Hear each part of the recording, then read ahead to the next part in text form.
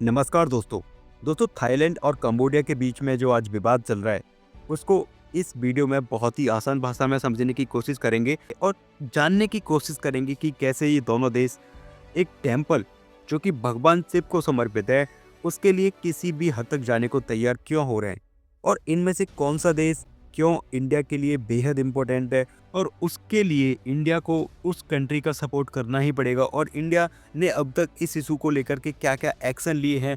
बहुत कुछ जानने को मिलेगा आपको इस वीडियो में, लेकिन उससे पहले मैं आपको बता दूं कि अगर आपको डिफेंस, जियोपॉलिटिक्स और स्पेस को लेकर के इंटरेस्ट है so it is very good channel for you. आप इसे सब्सक्राइब कर सकते हैं और वीडियो को लाइक करना बिल्कुल मत भूलना। तो चलो वीडियो को स्टार्ट करते हैं। सबसे पहले ये एक्चुअल इशू है क्या, इसको जान लेते हैं। देखो, कंबोडिया और थाईलैंड जो कि लगभग 800 किलोमीटर की सीमा साझा करते हैं और इसमें से बहुत आज भी ऐसे हिस्से हैं जो अभी तक डिमार्केट यानी कि ज़मीन पर उन पर कोई चिन्ह नहीं है कि ये उस देश की सीमा है या फिर ये इस देश की सीमा है। तो जैसे कि इंडिया और चाइना के बीच में ऐसा कुछ हो रहा है एलएसी पर कि अभी अरुणाचल प्रदेश को लेकर के चाइना बोलता है कि हमारा है, इंडिया बोलता है हमारा है। इसके पीछे का कारण है कि अभी तक कोई भी ज़मीन पर कोई भी चिन्ह नहीं है कि ये इंडिया का हिस्सा है या फिर चाइना का। सिमिलरली इन दोनों देशों के बीच में हो रहा है और जो इशू इंडिया आज फेस कर रहा है बिकॉज ऑफ ब्रिटिश औपनिवेशिक यानी ब्रिटेन की जो कॉलोनी या ब्रिटेन ने हम पर राज किया, ऐसे ही कंबोडिया पर फ्रांस ने राज किया था 1904 से लेकर के 1907 के बीच में। तो तभी से फ्रांस ने एक अपना नक्शा जारी किया कंबोडिया को लेकर के कि ये कंबोडिया की टेरिटरी है और वहीं थाईलैंड ने जो आज की टेक्नोलॉजी है उसके अकॉर्डिंग नक्शा तैयार किया।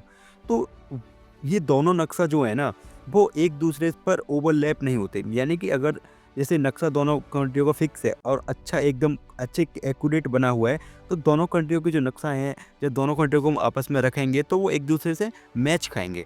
लेकिन ऐसा नहीं हो रहा, वहाँ पे कम से कम 100 से 200 किलोमीटर तक का गैप आ जा रहा है। तो यहाँ पे इस गैप को लेकर के जो सबसे बड़ा इशू है वो है, इसी बीच में आता है हमारा प्रेह बिहार टेम्पल जो कि जियोग्राफिकली रूप से थाईलैंड की ओर पहुँच गया था। लेकिन फ्रांसीसी जो नक्शा जो कंबोडिया का फ्रांस ने बनाया था उसमें उसने कंबोडिया में उस टेम्पल को दिखा दिया। फिर इसी इशू को लेकर के ये दोनों देश 1962 यानी 1962 में इंटरनेशनल कोर्ट ऑफ जस्टिस में गए। तो वहाँ पर जो फैसला आया वो कंबोडिया के पक्ष में आया, तो यानी मंदिर की जगह को कंबोडिया को सौंप दिया गया। फिर उसके बाद फिर यानी कि वहाँ पर क्लियर नहीं हुआ था जो ज़मीन जैसे सिर्फ मंदिर है और मंदिर के जो आसपास की ज़मीन है वो कहाँ जाएगी। तो फिर ये दोनों देश 2013 में फिर कोर्ट ऑफ जस्टिस गए और वहाँ पे जो मंदिर के आसपास की ज़मीन थी उसको भी कंबोडिया की संप्रभुता घोषित कर दिया गया। लेकिन यहाँ पर जो इंटरनेशनल कोर्ट ऑफ जस्टिस की जो सीमा तय हुई थी वो थाईलैंड ने मानने से इनकार कर दिया, क्योंकि ये कोई बाउंड नहीं है कि जो इंटरनेशनल कोर्ट ऑफ जस्टिस ने निर्णय दे दिया वो फाइनल है। सो थाईलैंड ने इसको लेकर के मना कर दिया। अब यहाँ पे एक चीज़ आपको इम्पोर्टेंट है समझनी, जो है कहानी के पीछे की कहानी, वो ये है। देखो, एक्चुअली कुछ स्ट्रेटजिस्ट जो है ना उनका मानना ये है वो मंदिर तो सिर्फ एक भावनात्मक रूप से अपनी जनता को उकसाने के लिए दोनों देश यूज कर रहे हैं। देखो, दोनों देश बुद्धिस्ट कंट्री हैं, कंबोडिया भी बुद्धिस्ट है और थाईलैंड भी बुद्धिस्ट है। सो दोनों देशों के लिए जो मंदिर है वो बहुत पुराना मंदिर है, तो इसीलिए दोनों देशों के लिए वो बेहद इम्पोर्टेंट मंदिर हो जाता है।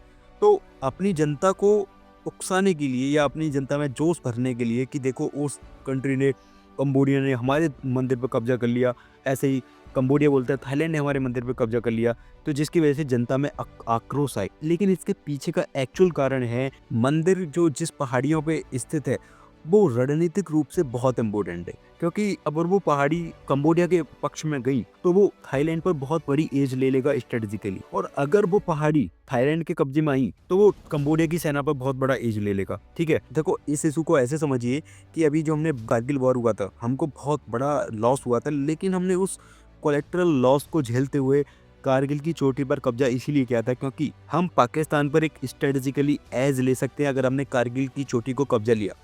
तो अगर हमने नहीं कब्जाते तो पाकिस्तान की सेना हमेशा हमारी जो स्ट्रेटेजिकली पोस्ट है या हमारी सेना पर एज है वो हमेशा लेता रहता। ठीक है, तो दोनों के लिए ये बेहद इंपॉर्टेंट हो जाता है। नाउ अब बात करते हैं इस वीडियो के सबसे इम्पोर्टेंट पार्ट की, वो है कि इन दोनों देशों में से इंडिया के लिए बेहद इंपॉर्टेंट देश कौन सा है। तो मेरा आंसर है थाईलैंड, क्योंकि थाईलैंड ना सिर्फ ज्योग्राफिकली बल्कि इकोनॉमिकली, डिफेंस और स्ट्रेटजिकली भी, बल्कि चाइना को काउंटर करने के लिए भी इंडिया के लिए बेहद इम्पोर्टेंट है। इन चारों कारणों को थोड़ा एलेबोरेट करके मैं आपको समझाता हूँ। देखो, अगर मैं ज्योग्राफिकली बात करूँ तो इंडिया की जो एक्ट ईस्ट पॉलिसी है वो ज़मीनी स्तर पर तभी काम करती है जब हमारे साथ थाईलैंड रहेगा, क्योंकि ये जब भारत के जो नॉर्थ ईस्ट से होते हुए ये रास्ता ना सिर्फ म्यांमार से होते हुए थाईलैंड की तरफ जाता है और थाईलैंड से पूरा जो एशियन कंट्रीज़ का ग्रुप है वहाँ पर, मतलब ये पूरा एक कनेक्टर के तौर पे काम करता है हमारा थाईलैंड। और अगर ये थाईलैंड हमारा सपोर्ट नहीं करे तो हमारी जो ये चेन है वो टूट जाएगी, यानी कि फिर हम एशियन कंट्री, जो हमारा सपना है एशियन कंट्री में घुसने का विद लैंड रूट, वो नहीं हो पाएगा कभी भी। सेकेंडली, अगर मैं इकोनॉमिकली बात करूं तो इंडिया और थाईलैंड का जो ट्रेड है वो लगभग 17 से 18 बिलियन डॉलर का है। वहीं भारत और कंबोडिया का जो ट्रेड है ना वो सिर्फ 1 बिलियन से भी कम है। थाईलैंड एशियन कंट्रीज़ जो है ना उसकी दूसरी सबसे बड़ी अर्थव्यवस्था है और ऑटोमोबाइल, इलेक्ट्रॉनिक्स, फूड प्रोसेसिंग में एक पावर हाउस की तरह काम करता है। तो इंडियन कंपनीज़ के लिए ये मेजर इन्वेस्टमेंट डेस्टिनेशन है। तो अगर मैं कंबोडिया की बात करूँ तो कंबोडिया की जो इकोनॉमी है ना वो लार्जली गारमेंट और टूरिज्म पर आधारित है, यानी limited strategic depth for Indian companies, right. और बात करते हैं डिफेंस और स्ट्रेटजिक कॉपरेशन की, जो बेहद इंपॉर्टेंट हो जाता है। देखो, अगर सबसे पहले बात करें थाईलैंड की तो थाईलैंड हमारी इंडियन नेवी के साथ में रेगुलर एक्सरसाइज करता है। अंडमान सी और मलक्का एक्सेस को लेकर के हम दोनों देश मिलकर के काम करते हैं। तो मैरीटाइम डोमेन को लेकर के बहुत बड़ा आपस में कॉपरेशन है। अब अगर मैं बात करूँ कंबोडिया को लेकर के तो कंबोडिया चाइनीज़ मिलिट्री का बहुत बड़ा इन्फ्लुएंशियल पॉइंट है, जो कि इंडिया के लिए बहुत बड़ा कंसर्न है, क्योंकि इनका एक क्रीम नेवल बेस है जो कि जहाँ पर 24 आवर्स चाइना की मिलिट्री तैनात रहती है, जो कि इंडिया के लिए ऑब्वियसली बहुत बड़ा कंसर्न है ही है। तो मतलब एकदम क्लियर है कि सिक्योरिटी पार्टनर थाईलैंड है, ना कि कंबोडिया। और चाइना के फैक्टर को लेकर के अगर मैं बात करूं तो असली गेम यही है। देखो, भारत की जो फॉरेन पॉलिसी है वो साउथ ईस्ट एशिया का सबसे बड़ा ड्राइवर है। China containment through balance, not confrontation. तो कंबोडिया देखो चाइना के साथ अलाइंड पूरी तरह से है। एशियन में बीजिंग का एक प्रॉक्सी मान लो पाकिस्तान की तरह। और साउथ चाइना सी के विवाद को लेकर के ये कंबोडिया कॉन्स्टेंटली चाइना को सपोर्ट करता है। तो अगर तो what is the bottom line?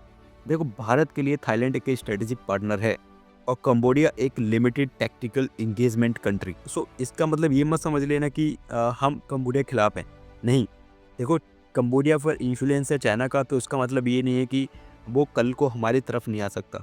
So India Cambodia को एज ए कल्चरली और इकोनॉमिकली सपोर्ट करता है। उसको बहुत ही कम इंटरेस्ट रेट पे हम बहुत पैसा देते हैं ताकि चाइना का उस पर बहुत ज़्यादा इन्फ्लुएंस ना हो जाए, इंडिया का भी वहाँ पे कुछ इन्फ्लुएंस रहे। और so for India, Thailand is a bridge for Southeast Asia. Cambodia is a knob, not a gate. Show दोस्तों, आपको ये वीडियो कैसी लगी प्लीज़ कमेंट जरूर करना। सो मिलते हैं नेक्स्ट वीडियो में, तब तक के लिए जय हिंद।